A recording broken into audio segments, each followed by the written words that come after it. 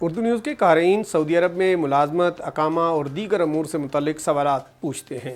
ہماری ٹیم ان کے جواب دینے کی کوشش کرتی ہے اور ان جوابات کی روشنی میں مزید سوالات بھی جنم لیتے ہیں۔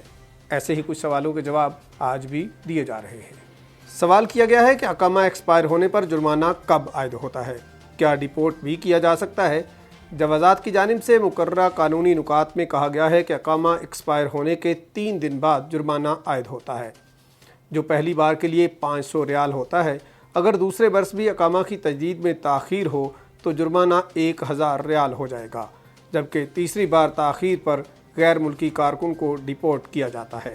واضح رہے، جوازات کی جانب سے اقامہ میں تاخیر کا قانون گزشتہ کئی برس سے رائج ہے، اس لیے مملکت میں مقیم تارکین کی کوشش ہوتی ہے کہ جرمانہ اور ڈیپورٹ ہونے سے بچنے کے لیے بروقت اقامہ کی تجدید کر لی جائے۔ فائنل ایگزٹ کے قانون کے حوالے سے غیر ملکی کی جانب سے دریافت کیا گیا ہے کہ میری فیملی خروج و عودہ پر گئی ہے، کیا ان کا فائنل ایگزٹ لگا سکتا ہوں تاکہ فیملی فیس کی ادائیگی سے بچا جا سکے۔ جوازات کا کہنا ہے کہ فائنل ایگزٹ کے قانون کے مطابق کسی بھی ایسے اقامہ ہولڈر کا فائنل ایگزٹ نہیں لگایا جا سکتا جس کا اقامہ ایکسپائر ہو یا وہ خروج و عودہ پر ملک سے باہر گیا ہو۔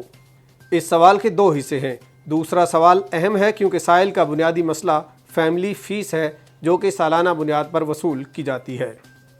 اقامہ کی تجدید کے وقت پورے سال کی فیملی فیس ادا کرنا ضروری ہے۔ اگر کسی کارکن کے 4 فیملی ممبر ہوں تو اسے ماہانہ 16 ریال یعنی سال کے 19,200 ریال یکمشت ادا کرنا ہوں گے، اس کے بعد ہی اقامہ تجدید کیا جا سکے گا۔ جوازات کے مطابق مذکورہ فیملی ابشر اکاؤنٹ کے ذریعے اپنا اقامہ ساقط کر سکتی ہے۔ جو ہی ان کا اقامہ ساقط ہوگا ان پر فیس عائد نہیں ہوگی۔ اس خبر اور دیگر خبروں کی تفصیل جاننے کے لیے وزٹ کیجیے ہماری ویب سائٹ urdunews.com۔